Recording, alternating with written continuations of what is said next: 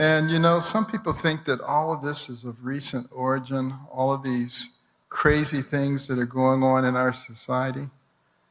But it's been going on for a while.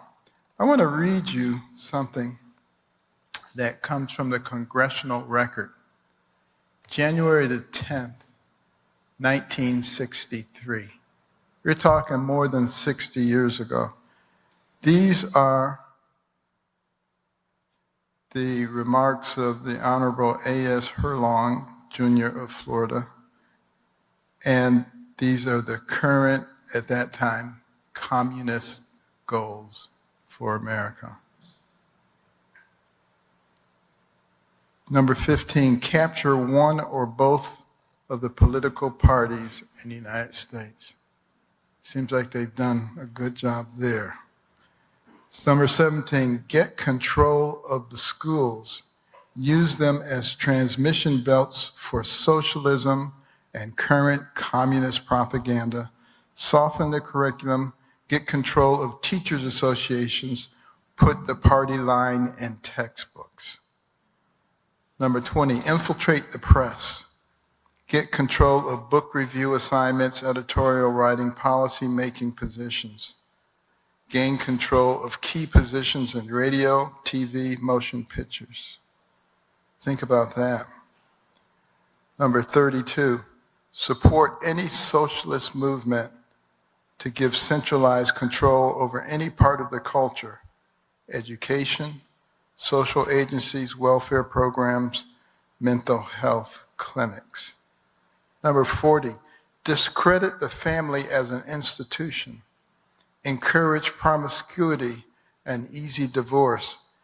Emphasize the need to raise children away from the negative influence of parents. Attribute prejudices, mental blocks, and retarding of children to suppressive influence of parents. Does any of that stuff sound familiar? This is all the things that are happening in our society today. We think we won the Cold War, but they had a longer plan. And that's why Khrushchev said to Eisenhower, your grandchildren's children will live under communism, and we won't have to fire one shot. We see it happening all around us. And it's very important, I think, for the American people to recognize that we're being played. And we are not each other's enemies. But there are those who are making us think that we're each other's enemies by driving wedges between us on the basis of race, income, age, gender, political affiliation, religion, you name it. Drive the wedge, make them enemies, destroy their society. Fix it so that everybody will say, this system doesn't work. Therefore, we need something else. That, I believe, is the reason that we have all of these district attorneys who are funded by nefarious sources, who are allowing horrendous things to happen in our society so that everybody will say, this doesn't work. And we'll have other people saying, we got to get their guns.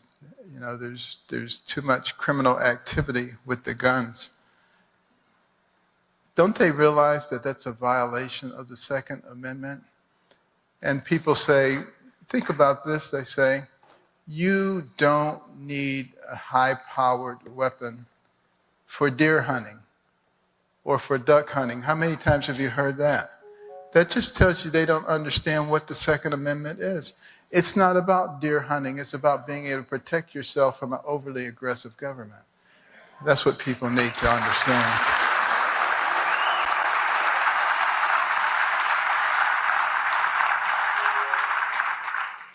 But the other issue that is so serious is the educational issue. Some of you probably saw the report about 5 months ago, the Baltimore schools.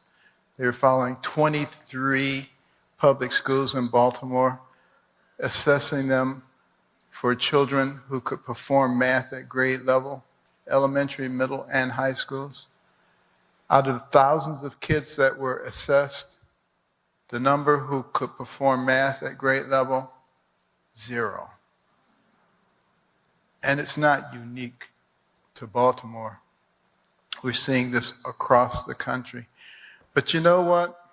This is not a new phenomenon. This has occurred historically in other countries too, particularly before they became socialist and communist countries. It's called dumbing down the population. Because if people are ignorant, it's easy to tell them anything. You've probably seen some of those man on the street interviews, haven't you? Where they ask them just basic stuff like, who fought in the Civil War? And they're like, France?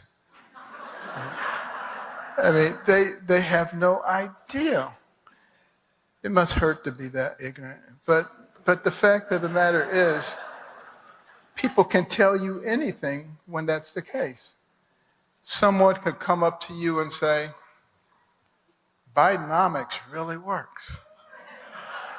And you're actually better off than you were before, and your dollar actually goes further. You gotta be pretty stupid to believe that, you know? But that's why you dumb people down. You can tell them there's no problem at the border, even though there are thousands, if not millions, of people streaming across, some of whom are dangerous people, some of whom are terrorists. I mean, if Iran, who thinks that we're the great Satan, is not sending its operatives through those open borders to wreak havoc upon us, then they would be guilty of terrorist malpractice. I'm sure they are sending people over here to deal with that.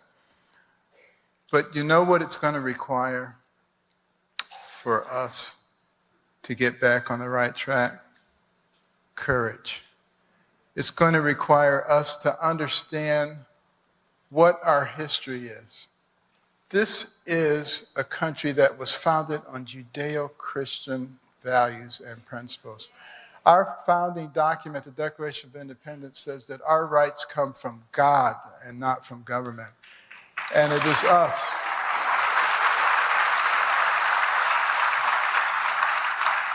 If our system is going to be fixed, it is going to be we the people. The government's not going to fix it because the governments do what governments do.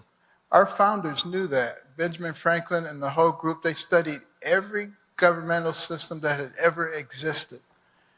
And what they discovered is that no matter how they start, no matter how benign they are, they all migrate to the same place. Growth, infiltration, and domination. That's what they do.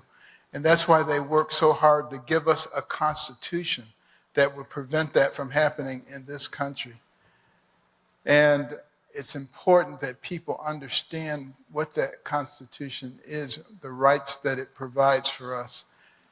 And we have to hold people's feet to the fire, and we have to vote the right way. We can't continue to vote irresponsibly. People go into the voting booth and they just look for the name that looks familiar. It could be Satan. In some cases it is. And they just keep putting those people in office, you know. That's not responsible voting. And people have to hold officials' feet to the fire. You can't let people say, well, you can monitor the voting, but you have to be way over there where you can't see what's going on.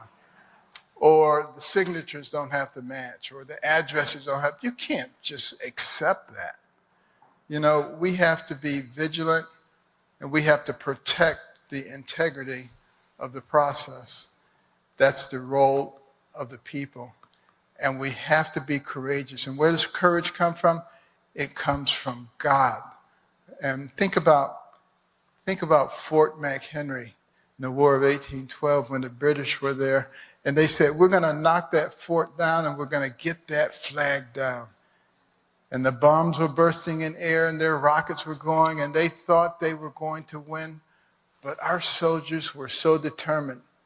They worked so hard. They did not let that flag go down. The British finally gave up and went home. That's who we are as Americans.